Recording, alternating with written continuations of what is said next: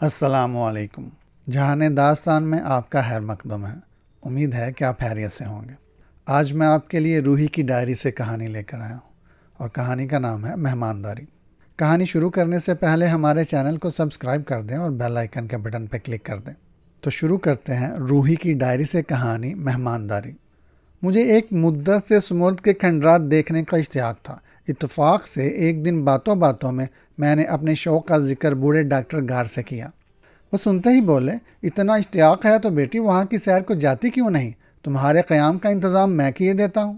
مدام ہمرا دلی خوشی سے تمہیں اپنا مہمان بنائیں گی، کہو تو آج ہی انہیں خط لکھ دوں۔ مدام ہمرا کون ہے؟ میں نے سوال کیا۔ بوڑھے ڈاکٹر گار نے نسوار کی ڈبیا پتلون کی جیب سے نکالی اور اس پر انگلی مارتے ہوئے بولا، تم مدام ہمرا کو نہیں جانتی روحی؟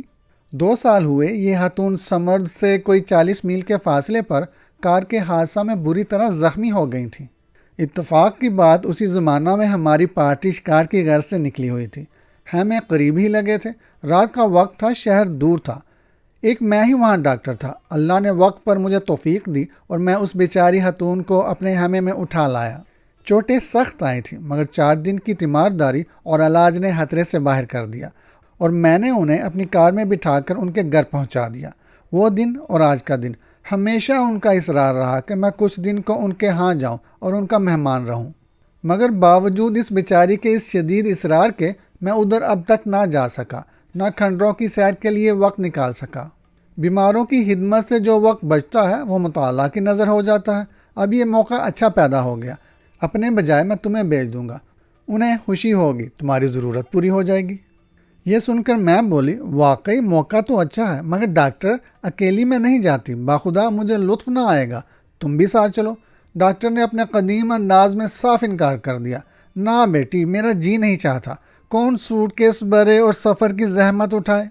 جسوتی برآمدے کے سرے پر بیٹھی میوہ کھا رہی تھی، یہ سن کر وہیں سے بولی، سوٹ کیس میں بھر دوں گی پیارے گاری، آپ ضرور چلیں۔ جسوتی بچپن سے بوڑھے ڈاکٹر گار کو گاری گاری کہنے کی عادی ہے۔ ڈاکٹر گار نے تھوڑی دیر غور کے بعد اپنی عادت کے مطابق ارادہ بدل ڈالا اور بولا، تم لوگوں کی فرمائش ٹالتے ہوئے بھی طبیعت آزردہ ہوتی ہے، تو پھر جسوتی میرا سوٹ کیس تم کو بھرنا ہوگا اور میری نسوار کی پڑیوں کی دیکھ بھال روحی تم کرو گی۔ بوڑھے ڈاکٹر کی اسی ایک گندی عادت سے مجھے نفرت تھی۔ مجھے نسوار کو چھونے سے بھی گھن آتی تھی، مگر کیا کرتی، اس وقت مطلب اپنا تھا۔ ناچار وعدہ کر لیا کہ نسوار کی پڑیوں کا اہتمام میں کر لوں گی۔ ڈاکٹر گار نے اسی وقت مدام ہمرا کو خط لکھ دیا کہ ہفتہ عشرہ میں ہم لوگوں سمیت وہاں پہنچ رہے ہیں، لیکن ڈاکٹر کے پاس بعض کیس ایسے اہم آتے رہے کہ خط لکھنے کے 15 دن بعد ہم اپنا سفر شروع کر سکے۔ اس روز میں، میری محبوب اکلوتی سہیلی جسوتی اور ڈاکٹر گار، ہم تینوں ڈاکٹر کی چھوٹی سی سفری کار میں چل پڑے۔ دن کی گرمی سے بچنے کے لیے رات کا کھانا کھا کر سفر شروع کیا گیا۔ پروگرام یہ بنا کہ سمرد کے راستے میں رات مدام ہمرا کے ہاں بسر کر کے ان کی خوشی پوری کریں گے اور دوسری صبح سمرد کے کھنڈروں میں پہنچ جائیں گے۔ یہ خبر نہ تھی کہ یہ رات زندگی کی نہایت خوفناک راتوں میں سے ایک ہوگی۔ مالک کی پناہ، ماہ مئی کی تپتی ہوئی چاندنی رات تھی۔ ہماری ننھی سی بینٹلے ویران سڑک پر کسی تیز رفتار کیڑے کی طرح چل رہی تھی۔ 9 بج چکے تھے۔ خیال تھا کہ 12 ساڑھے 12 بجے تک ہم مدام ہمرا کے ہاں پہنچ جائیں گے۔ سڑک پر کوئی راہگیر نہ تھا۔ زرد چاند موسم گرما کے شفاف آسمان پر دم بخود تھا۔ تاڑ کے فلک پوش چھتری نما درخت رات کی فسوں کاری سے مبہوت کھڑے تھے۔ جسوتی کار چلا رہی تھی، میں اس کے پہلو میں بیٹھی ٹافی کھا رہی تھی۔ بوڑھا ڈاکٹر بجھا ہوا سگار منہ میں دبائے غنودگی کے عالم میں پچھلی سیٹ پر پڑا تھا۔ غنودگی سے چونکتا تو مزے میں آ کر عمر خیام کی کوئی شوخ ربائی اپنی موٹی غیر شاعرانہ آواز میں گا دیتا۔ یہ اس کی محسوس عادتوں میں سے ایک عادت تھی۔ دل فریب چاندنی تھی اور خوابناک سما۔ دفعتاً جسوتی نے کار کھڑی کر دی۔ کیوں، کیا ہوا؟ میں نے چاکلیٹ کا ایک ٹکڑا نگلتے ہوئے پوچھا۔ وہ بولی، کوئی خرابی روحی، اور پھر سیٹ سے اتر کر انجن کھول کر دیکھنے لگی۔ میں نے کہا، ناممکن، اچھا ٹھہرو میں دیکھتی ہوں۔ یہ کہہ کر میں نے اپنا دستی بٹوا ڈاکٹر گار کی گود میں پھینک دیا اور خود انجن کو دیکھنے لگی۔ آدھے گھنٹے کی مسلسل کوشش کے بعد ہم نے مایوس ہو کر ایک دوسرے کو تکا۔ اب کیا ہوگا روحی؟ جسوتی نے کھسیانے لہجے میں کہا۔ اسی وقت تاڑ کے دیو قد درخت پر تہذیب و تمدن سے ناآشنا صحرائی الو نے ایک وحشیانہ چیخ ماری۔ بلا جسوتی کے کان جو ستار کی موسیقی اور محبت کی شیریں سرگوشیوں کے عادی تھے، الو کی زیادتی کی تاب کب لا سکتے تھے؟ وہ مارے خوف کے مجھ سے چمٹ گئی، لیکن میں تو غیر آباد زمینوں اور مہازری جیسے دشوار گزار پہاڑوں کی سیاحت کی عادی ہوں۔ اس کی بزدلی پر اس کو ہمت دلائی۔ اتنے میں بوڑھا ڈاکٹر گار حافظ کا ایک عشقیہ شعر پڑھتا ہوا اٹھ بیٹھا اور پوچھنے لگا، کیا ہم پہنچ گئے؟ کچھ دیر بعد پریشانی کے عالم میں ہم تینوں کار سے نیچے اترے اور سراسیمگی سے ادھر ادھر دیکھنے لگے۔ رات زیادہ گہری ہوتی چلی جاتی تھی۔ چاند کی زرد روشنی میں رات کا کوئی پرندہ اپنے بڑے بازو پھیلائے کسی سمت اڑتا تو ہم کسی راہ گیر یا گاڑی بان کے دھوکے میں اسی سمت تکنے لگتے۔ بہت دیر بعد دور سے بغیر چھت کے دیہاتی وضع کی ایک مضحکہ خیز گاڑی آتی نظر آئی۔ جسوتی نے اسے دیکھ کر غمگین لہجے میں کہا، اگر ہم دیر میں پہنچے تو وہ سو چکی ہوں گی، اس لیے اس گاڑی میں چلے چلو۔ گاڑی سڑک کے کنارے بے فکری سے جیسے چہل قدمی کرتی ہوئی چلی جا رہی تھی۔ ڈاکٹر گار نے دور سے آواز دی، بڑے میاں، ایوب محلہ میں عشرت خانہ نامی کوٹھی تک ہمیں پہنچا دو گے؟ گاڑی بان نے بغیر ہماری طرف دیکھے دیہاتیوں کے سے اکھڑ لہجے میں جواب دیا، نہیں، 12 بج گئے ہیں، دیر ہو گئی ہے۔ یہ بد تہذیب اور ٹکاسا جواب سن کر بہت ہی غصہ آیا۔ ضبط کر کے میں اور جسوتی اس کے پاس گئیں۔ وہ ہمارے بیش قیمت زرعی لباس اور باوقار چہرے دیکھ کر گاڑی سے نیچے اتر آیا۔ یہ لو، میں نے جاتے ہی چاندی کا ایک چمکدار سکہ اس کے ہاتھ میں رکھ دیا اور بولی، اب ہمیں جلدی سے عشرت خانہ تک پہنچا دو۔ وہ مغلوب ہو گیا اور مؤدب لہجے میں بولا، سوار ہو جائیے حضور، 2 گھنٹوں میں پہنچا دوں گا۔ گاڑی کے پائیدان پر قدم رکھا تو ایسا معلوم ہوا گاڑی سر پر آ رہے گی، اس لیے فوراً میں نے اس کا کنارہ تھام لیا۔ جسوتی نے اس کے پہیے کو مضبوطی سے پکڑ کر گاڑی پر قدم رکھا، غرض ہم تینوں چڑھ کر بیٹھ گئے۔ اب گاڑی چلی جا رہی تھی، آہستہ آہستہ، جیسے کسی جاں بل مریض کا سانس چل رہا ہو۔ چاند زر پڑ گیا تھا، ہواؤں میں خوفناک سرسراہٹ پیدا ہو گئی تھی۔ بوڑھا ڈاکٹر گار گاڑی کے ہچکولوں سے ناخوش اور چڑھا ہوا معلوم ہوتا تھا۔ ہم دونوں گرمی سے نڈال ہاتھوں میں ہنس کی زرعی پنکھیاں لیے، جن کی ڈنڈیاں خوشبودار سندل کی لکڑی کی تھیں، بار بار بے کلی سے پہلو بدل رہی تھی۔ اللہ، وہ گرم اور ویران چاندنی رات! سانس آگ کے شعلوں کی طرح ناک سے نکلتا تھا، زبان سوکھے پتے کی طرح خشک تھی۔ جسوتی رہ رہ کر اپنی پری کی وضع کی چھوٹی سی نقرے سراہی سے پانی انڈیل انڈیل کر پی رہی تھی۔ مشرقی ممالک کی یہ وہی گرم رات تھی جس کے متعلق ہمارے ان ایشیائی ممالک میں مشہور ہے کہ سبز چشم پریاں بھی اپنی آبی دنیا سے باہر نکل آتی ہیں۔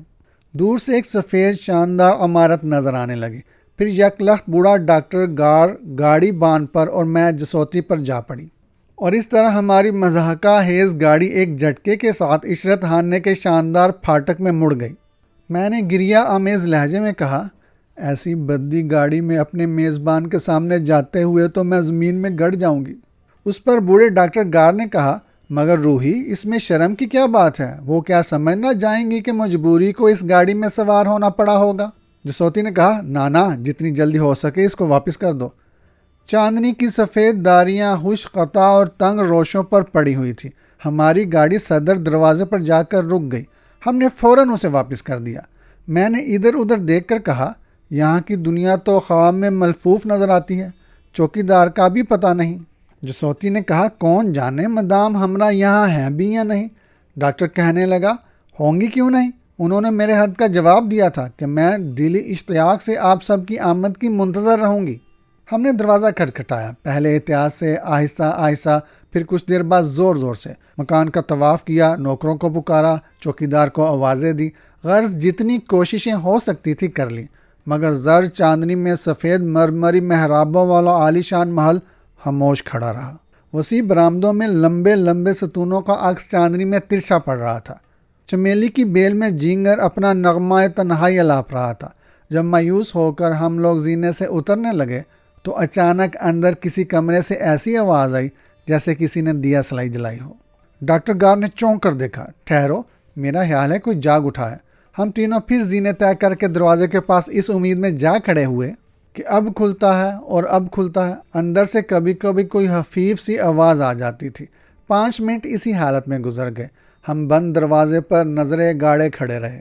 آہی ڈاکٹر نے حیران ہو کر کہا، یہ کیا بات ہے؟ میں نے شیشوں میں سے اندر جھانکنے کی کوشش کی، وہاں سوائے تاریکی کے کچھ نہ تھا۔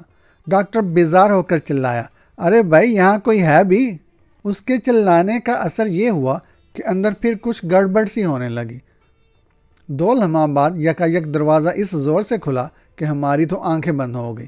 اس کا کھلنا تھا کہ تیز و تند ہوا کا ایک سرد جھونکا اچانک ہمارے گرم چہروں سے یوں آ کر لگا جیسے کسی نے پتھر مارا ہو۔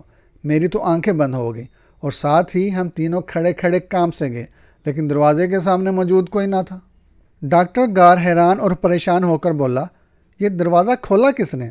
اندر کی ویران تاریکی میں داخل ہونے کی ہمت نہ ہوتی تھی۔ ڈاکٹر نے ایک قدم اندر رکھا تھا کہ جسوتی نے اسے روک دیا۔ بیزار ہو کر ہم نے پھر باغ کی طرف جانے کا ارادہ کیا۔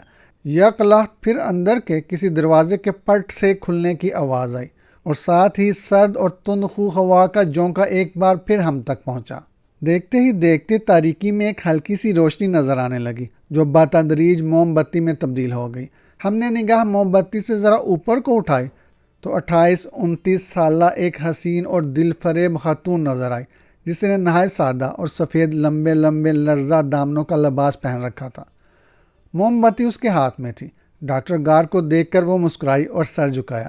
مزاج شریف مدام ہمرا، یہ دونوں لڑکیاں میری بیٹی ہیں، انہی کا ذکر میں نے خط میں کیا تھا۔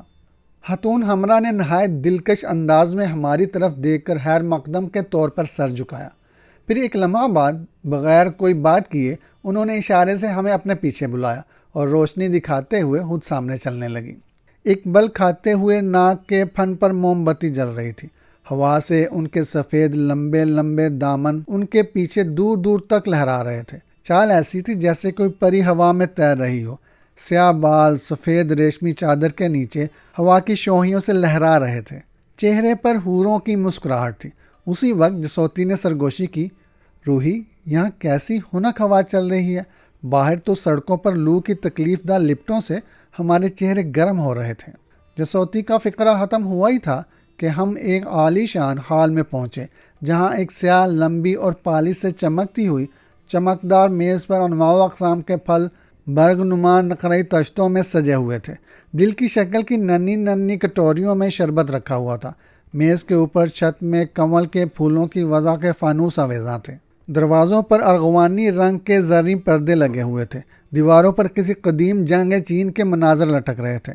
مدام ہمرا نے اپنی سام کی شکل کا شمعدان میز پر رکھ دیا اور خود سرے والی میز پر بیٹھ گئیں۔ لیکن ڈاکٹر گار نے کہا، میری پیاری مدام، رات کے 2 بجے ایسی لذیذ میز سے کوئی کس طرح لطف اندوز ہو سکتا ہے؟ اس وقت تو ایک نرم آرام دہ بستر عنایت ہو جائے تو بڑی مہربانی ہو۔ یہ سنتے ہی مدام ہمرا بغیر کسی قسم کا کوئی لفظ منہ سے نکالے اٹھ کھڑی ہوئی۔ کھانے کے لیے مطلق اصرار نہ کیا، اپنا وہی ناک کی وضع کا شمعدان اٹھا لیا اور مسکرا کر گردن کے اشارے سے ہمیں اپنے پیچھے پیچھے آنے کو کہا۔ ایک پرتکلف خواب گاہ میں جہاں مدھم روشنیوں کے نیچے نفیس اور رنگین ریشمی بستر بچھے ہوئے تھے لے گئیں۔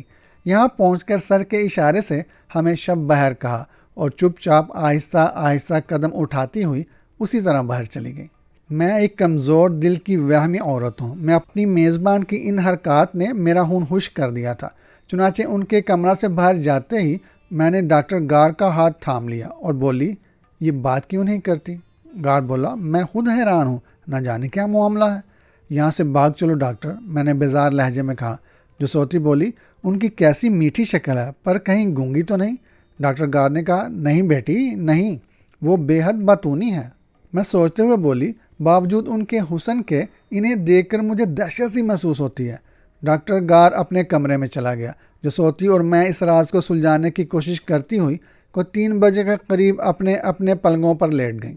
صبح کی عبادت کے وقت عادتاً میری آنکھ کھل گئی۔ پروگرام کے مطابق 8 بجے ہمیں سمرد کے کھنڈروں کی طرف روانہ ہو جانا تھا، اس لیے میں نے جسوتی کو بھی جگا دیا۔ ہم دونوں نے نماز پڑھی۔ صبح گرم اور خوشگوار تھی۔ نماز کے بعد سامنے چمیلی کی بیلوں میں بیٹھ کر بہت دیر چائے کا انتظار کیا، مگر جب مایوسی ہوئی تو میں ڈاکٹر گار کے کمرے میں گئی اور بولی، ڈاکٹر ابھی تک سو رہے ہو؟